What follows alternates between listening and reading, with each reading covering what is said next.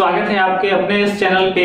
Friends, मैं आज के टॉपिक में बायो से संबंधित एक नया टॉपिक लेकर आया हूं जो कि बहुत ही स्पेशल होती है। इस टॉपिक से हमेशा 1 से 2 क्वेश्चंस या फिर हमेशा क्वेश्चंस जो है इस टॉपिक से आपका पूछती रहती है, जिसका नाम है फ्रेंड्स, आप देख चुके होंगे, मानव शरीर के तंत्र। ठीक है फ्रेंड्स, तो यह जो टॉपिक है बहुत ही इंपॉर्टेंट होने वाला है। ठीक है, प्लीज इसको बिना स्किप किए हुए कहीं मत जाइए और प्लीज बने रहिए। ठीक है, और देखिए जो कि इस टॉपिक से बहुत ही इंपॉर्टेंट क्वेश्चंस निकल कर आती है जो कि मैं आज आपको बताने वाला हूं। तो चलते हैं फ्रेंड्स, जैसा कि आप देख रहे होंगे कि आपके सामने एक फिगर है। ठीक है, उसमें आपका एक इंपॉर्टेंट पार्ट जो कि आज मैं डिस्कशन करने वाला हूं आप सबों के बीच, हम लोग पढ़ने वाले हैं इस टॉपिक पे, जो कि है यकृत, पित्ताशय, अमाशय, अग्नाशय, मुख और मुख गुहा और भोजन नली। इसके बाद है मलाशय और गुदा। ठीक है फ्रेंड्स, मैं इस टॉपिक में आपको बताने वाला हूं कि भोजन जो है निम्न प्रक्रिया से होकर गुजरती है, किन किन प्रक्रिया से होकर गुजरती है। ठीक है, और उसमें भोजन का महत्वपूर्ण योगदान क्या होता है और उससे कौन से ग्रंथि निकलती है, रस निकलते हैं। ठीक है, या फिर उनका और भी स्पेशल कार्य क्या होता है, जो कि ये जो है छोटा सा टॉपिक है। इससे क्वेश्चंस हमेशा बायो से रिलेटेड आपका क्वेश्चंस हमेशा मेन एग्जाम में आते रहते हैं। सो प्लीज इसको बने रहिए और ध्यान से देखिए कि किस टाइप के क्वेश्चंस आते हैं। तो फ्रेंड्स, सबसे पहले आप देख रहे होंगे इस फिगर में, तो सबसे पहले देख रहे होंगे कि आपका फर्स्ट है आपका मुख गुहा।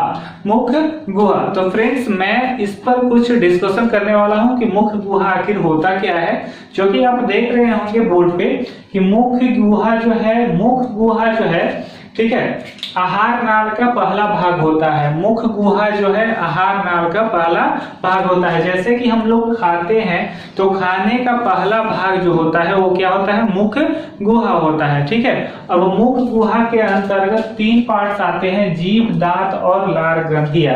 कहने का मतलब कि मुख गुहा, हम लोग का जो मुंह है उसमें 3 भाग पाए जाते हैं। एक होता है जीभ, एक होता है आपका दांत और होता है लार ग्रंथियां। अब देखिएगा, जीभ, दांत और लार ग्रंथियां से कुछ क्वेश्चंस निकल कर आती है, ध्यान दीजिएगा, बहुत ही इंपॉर्टेंट है। जो कि आप देख रहे हैं कि इस फिगर के अनुसार आपका जीभ बना हुआ है। तो याद रखिएगा फ्रेंड्स कि जीभ पर जो है छोटे छोटे अंकुर वाले दाने के समान भाग दिखाई पड़ते हैं। जीभ पर छोटे छोटे माइक्रो होते हैं जो कि ऐसे दिखाई नहीं पड़ेंगे, दाने के समान भाग दिखाई पड़ते हैं। उससे हम क्या करते हैं, इसको हम क्या कहते हैं, स्वाद कनिका। इसको हम क्या कहेंगे, स्वाद कनिकाएं। ठीक है, इससे हम क्या करते हैं, स्वाद कनिकाएं। ध्यान दीजिएगा फ्रेंड्स, इसको कहते हैं स्वाद कनिकाएं। ठीक है, इसी स्वाद कनिकाएं से हम लोगों को खट्टा, मीठा, तीता यानी तीनों चारों मतलब जो भी है, ठीक है, स्वाद का अनुभव होता है इसी कनिका के कारण। ठीक है, मेन एग्जाम में जो क्वेश्चन पूछता है फ्रेंड्स, ध्यान दीजिएगा कि पूछता है कि किसके द्वारा, ठीक है, हम लोगों को स्वाद का अनुभव होता है। तो आपको आंसर मानना है स्वाद कनिका। ठीक है, अब देखिएगा, स्वाद कनिका के अंतर्गत 3 पार्ट्स होते हैं।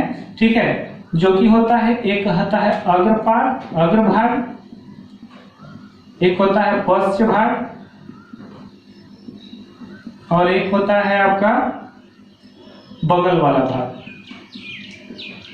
ठीक है, अग्र मतलब होता है आगे, पश्च मतलब पीछे और बगल वाला यानी दाएं और बाएं। अब देखिएगा फ्रेंड्स, मैं जस्ट बताने वाला हूं कि अग्र भाग से आपको मीठा स्वाद का पता चलता है। ठीक है, अग्र भाग से मीठा स्वाद का पता चलता है। और इसके बाद जो है पश्च भाग से आपको कड़वा स्वाद का पता चलता है। पश्च भाग से आपको कड़वा स्वाद का पता चलता है। और दाएं और बाएं जो बच गया उस भाग से हमको खट्टे स्वाद का पता चलता है। किसका पता चलता है, खट्टा स्वाद का पता चलता है। तो यह जीभ से कुछ रिलेटेड क्वेश्चंस थी। ठीक है, और भी कुछ क्वेश्चंस इससे निकल कर आती है, ध्यान से देखिएगा। अब देखिएगा, जीभ जो है, अब देखिए, हम लोग जब भी भोजन को खाते हैं तो जीभ के द्वारा ही भोजन को हम लोग अंदर ले जाते हैं। ठीक है, जब हम लोग खाते हैं तो जीभ के द्वारा ही भोजन को अंदर ले जाते हैं। ठीक है, यानी कि एक टॉपिक यहां से निकल के आता है कि जीभ के द्वारा भोजन को अंदर लेना, भोजन को अंदर ले जाना। ठीक है। तो ये आपका रहा जीभ का काम। जीभ से इतना सारा टॉपिक है आपका क्वेश्चन आता है, ठीक है, तो याद रखिएगा। अब चलते हैं हम दांत की तरफ। तो दांत में क्या आता है, तो जैसा कि आप फिगर से देख रहे होंगे कि दांत में दो जबड़े होते हैं, एक ऊपर वाला जबड़ा होता है, ऊपर जबड़ा होता है, और एक होता है नीचे वाला जबड़ा, ठीक है, नीचे वाला जबड़ा होता है, एक ऊपर वाला जबड़ा होता है। तो याद रखिएगा ऊपर वाले जबड़े में 16 दांत होते हैं। कितने दांत होते हैं? 16 दांत। और नीचे वाले जबड़े में भी कितना होता है? 16 दांत होता है, ठीक है। यानी कि कुल दांतों की संख्या अगर कह दी जाए तो 16 प्लस 16 यानी कितना हो जाएगा? 32 दांत, ठीक है। कुल दांतों की संख्या कितनी हो जाएगी? 32 दांत। अब देखिएगा दोस्त, इसमें दांतों का कुछ प्रकार होता है, ठीक है, जो कि निम्न होता है, ध्यान दीजिएगा। जैसे कि दांतों का एक प्रकार होता है आपका कृदंत। कृदंत होता है, तो कृदंत के दांतों की संख्या 1 होती है। इसके बाद होता है आपका रदनक। तो रदनक के दांत कृदंत के दांतों की संख्या आपका 2 होती है, रदनक के दांतों की संख्या 1 होती है। इसके बाद जो है आपका अग्रचवर्णक,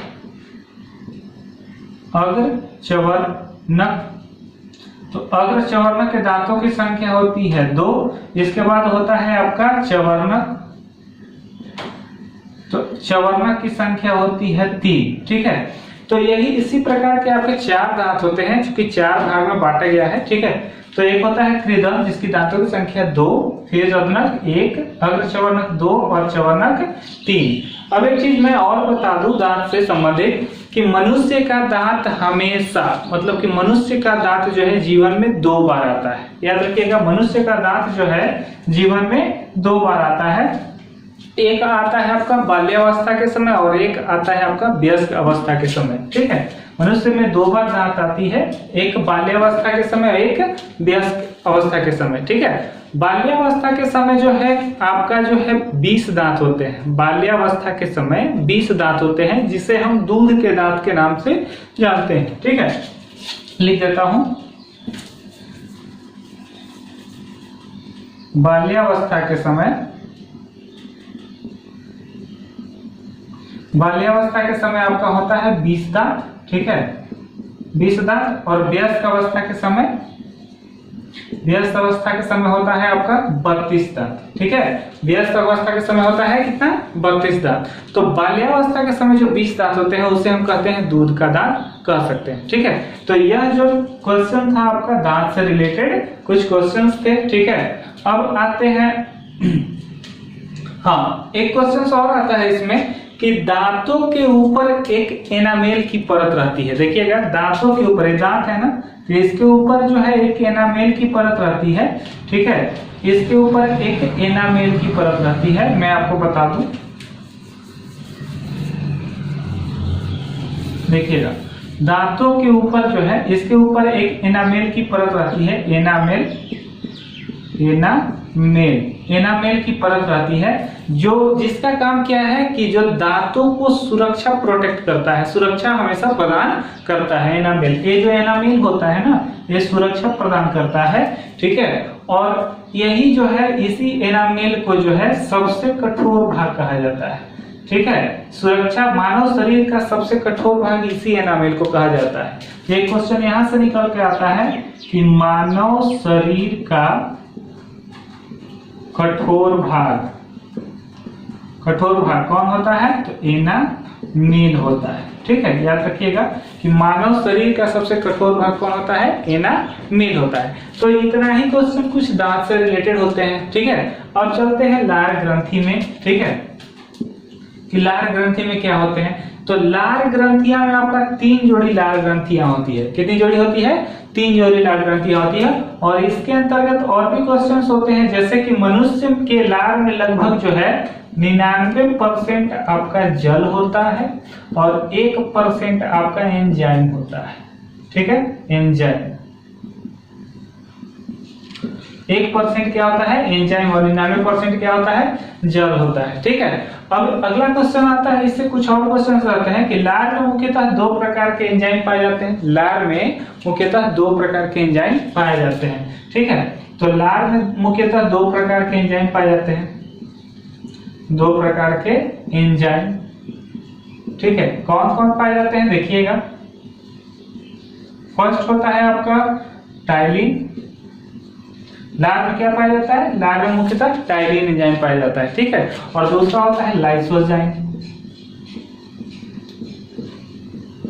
ठीक है, दूसरा होता है आपका लाइसोजाइम, ठीक है। या फिर इसको जो है एक और कहीं कहीं देता है मल्टोज, ठीक है, कहीं कहीं और देता है मल्टोज। तो ध्यान दीजिएगा, जो आपको दिया रहे उसको आप टच कर दीजिएगा, ठीक है। तो ये लार से संबंधित कुछ क्वेश्चन थी, कुछ आपका दांत से संबंधित क्वेश्चन था और कुछ आपका जीभ से संबंधित क्वेश्चन था। तो आई होप दोस्त मैंने आपको तीनों को क्लियर किया होगा, ठीक है। इससे कुछ कुछ क्वेश्चन आते हैं जो कि इंपॉर्टेंट होते हैं, आप लोग इसको देख लेंगे, ठीक है। देख रहे होंगे कि यहाँ पर जो है पाचन तंत्र, सबसे पहले आता है पाचन तंत्र।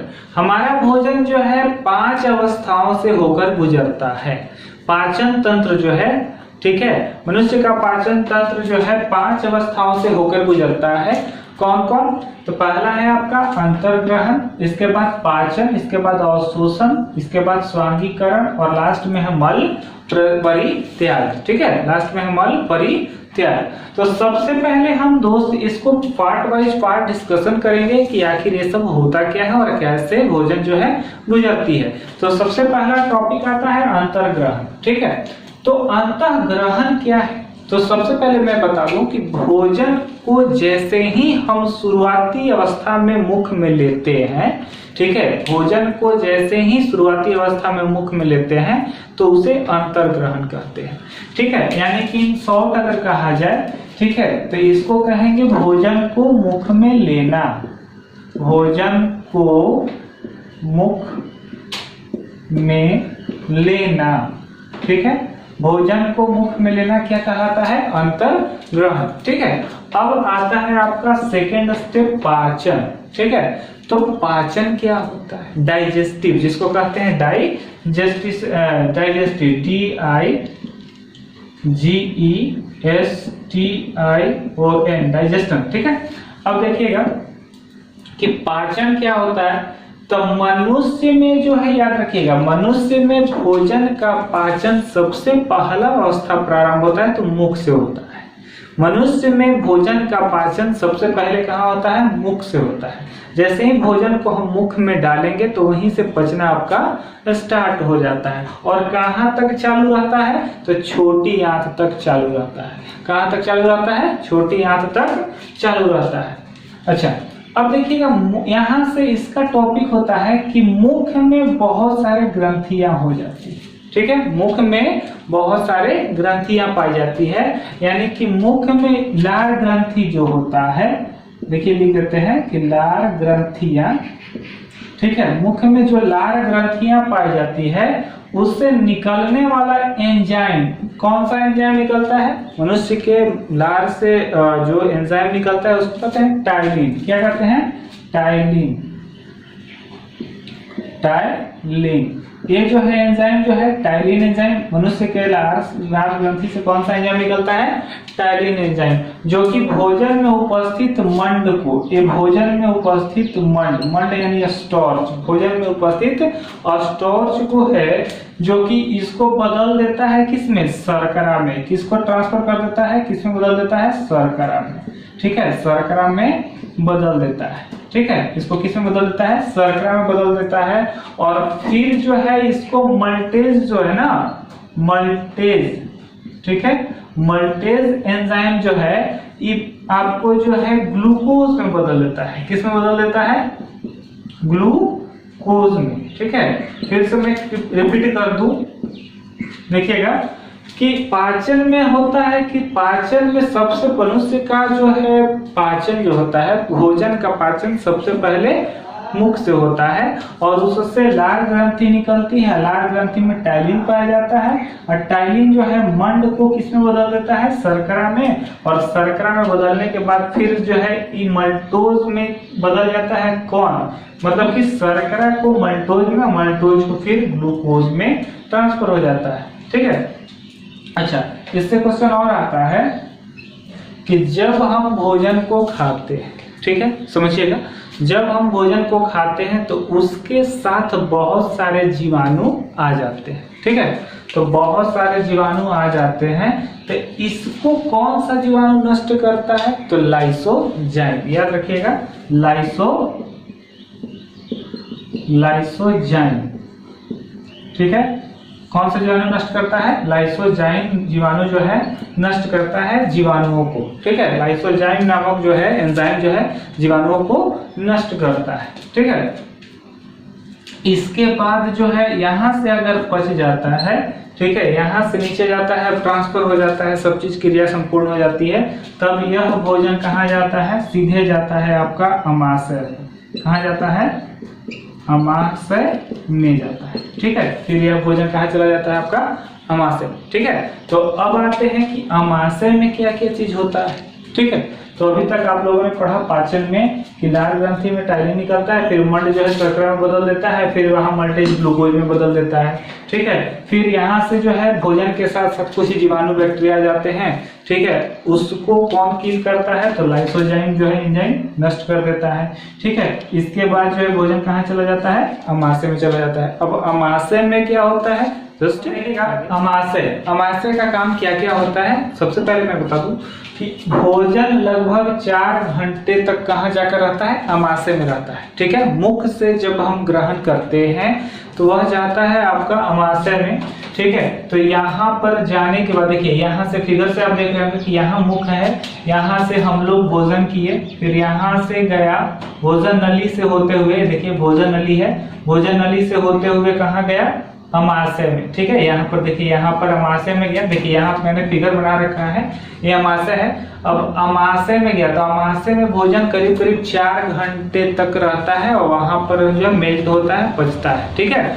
और अमाशय से फिर कौन सी ग्रंथि? अमाशय से देखिए ये ग्रंथि है, तो अमाशय से जो है आपका एक ग्रंथि होती है पाइलेरिक ग्रंथि, ठीक है। अमाशय के अंदर ही एक पाइलेरिक ग्रंथि होती है। इस पाइलेरिक ग्रंथि से कौन सा रस निकलता है? आपका जठर रस।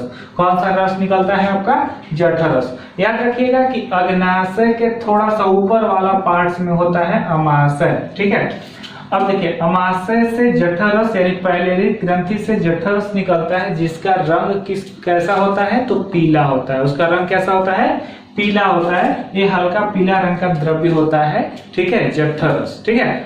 अच्छा, अब वहां से देखिए, अब एक क्वेश्चन और आता है कि अमाशय से जो है ऑक्सिंटिक कोशिका से, अमाशय के ऑक्सिंटिक कोशिका, यहाँ पे कोशिका होता है, सेल होता है, तो यहाँ ऑक्सिंटिक कोशिका से एक HCl यानी हाइड्रोक्लोरिक अम्ल निकलती है, हाइड्रोक्लोरिक अम्ल। और इस अम्ल का काम क्या है कि अगर भोजन के साथ कोई भी अगर बैक्टीरिया जीवाणु आ गया, ठीक है, तो उसको क्या करता है? मार देता है, ठीक है। तो याद रखिएगा, मेन एग्जाम में क्वेश्चंस कैसे करता है कि मेन एग्जाम में क्वेश्चंस करेगा कि अमाशय के किस कोशिका से हाइड्रोक्लोरिक एसिड निकलती है, तो आप लोग मारिएगा ऑक्सिंटिक कोशिका से, ऑक्सिंटिक कोशिका से, ठीक है। या फिर भी ये भी पूछ देता है कि अमाशय के किस ग्रंथि से जठर रस निकलती है, तो मारिएगा पाइलेरिक ग्रंथि, ठीक है। और पूछता है कि अमाशय के अनुसार जठर रस का रंग किस प्रकार होता है, तो पीला होता है, ठीक है। तो यहाँ तक आपने देखा। अच्छा, अब चलिए कि जठर रस में 2 एंजाइम और पाए जाते हैं, ठीक है। जठर रस में 2 एंजाइम और पाए जाते हैं, दोनों का नाम है, एक का नाम है पेप्सिन और एक का नाम है रेनिन, ठीक है।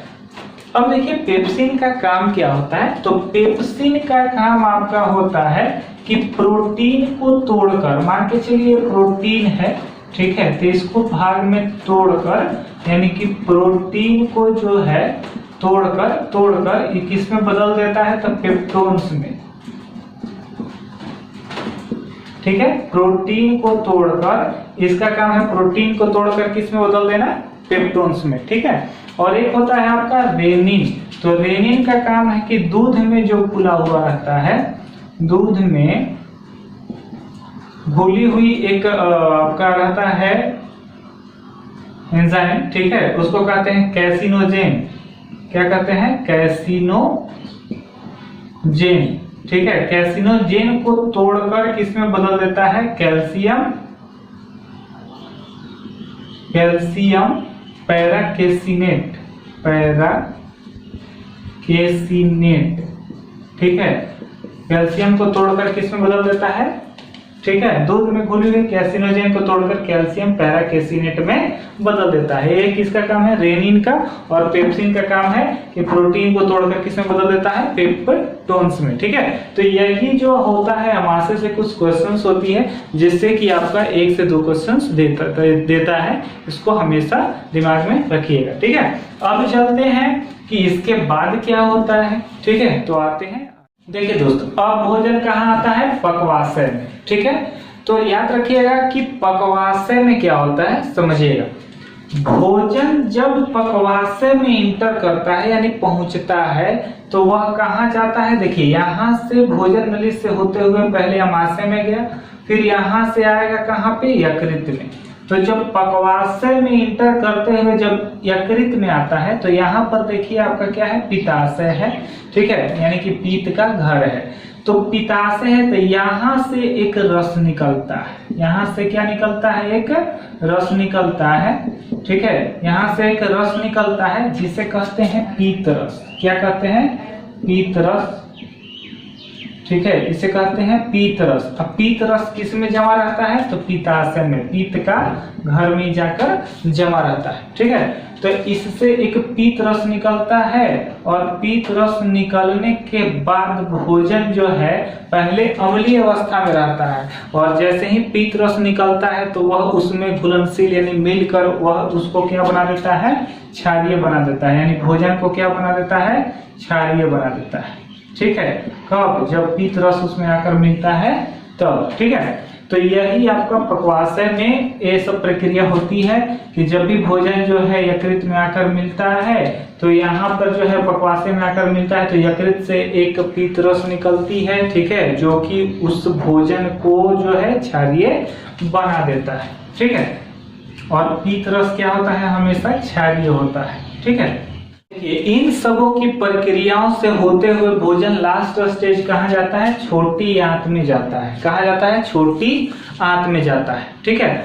अब छोटी आंत में पाचन की प्रक्रिया पूरी होती है, यानी कि भोजन के पाचन की प्रक्रिया कहाँ पूरी होती है, छोटी आंत में। क्वेश्चन यहाँ से निकल के आया कि पाचन की प्रक्रिया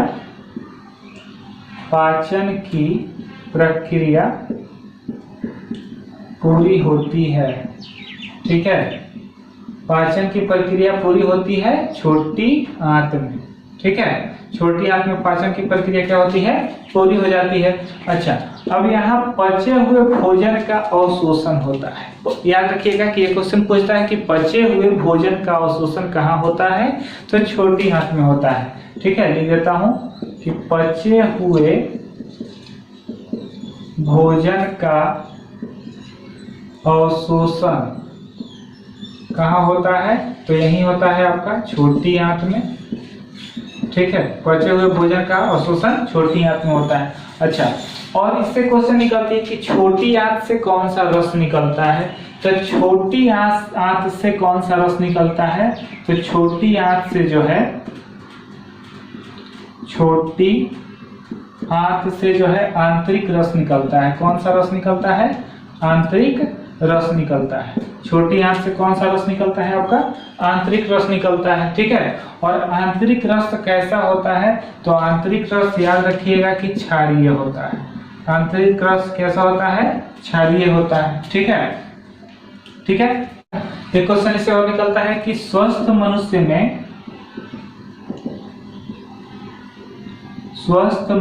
में प्रतिदिन लगभग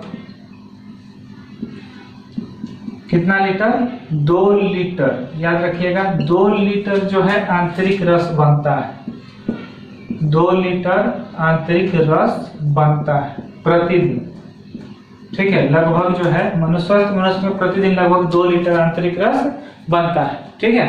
अब चलते हैं शोषण, अगला चरण है अवशोषण। तो जो भोजन पच जाता है और वह जो है रुधिर में यानी खून में पहुंच जाता है तो उसको क्या कहते हैं, अवशोषण, ठीक है। यानी कि पचे हुए भोजन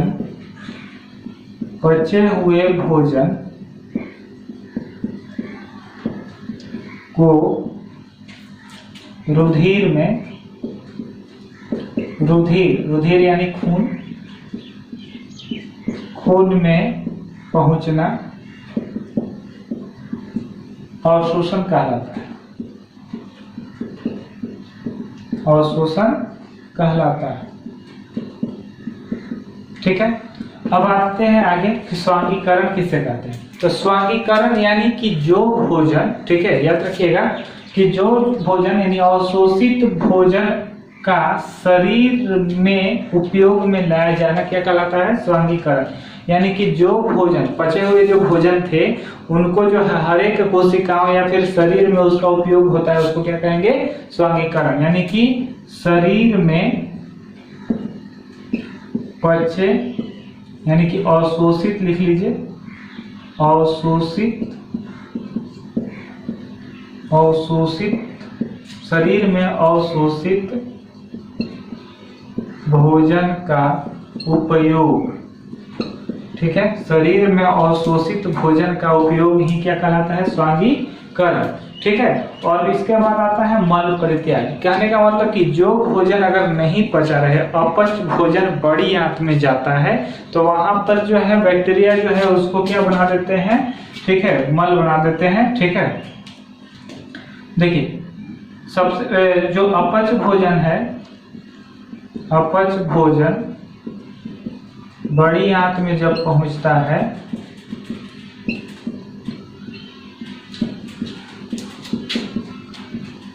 तो वहाँ जीवाणु उसे क्या बना देते हैं, मल बना देते हैं।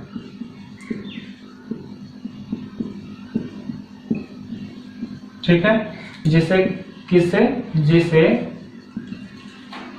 गुदा मार्ग द्वारा बाहर निकाला जाता है।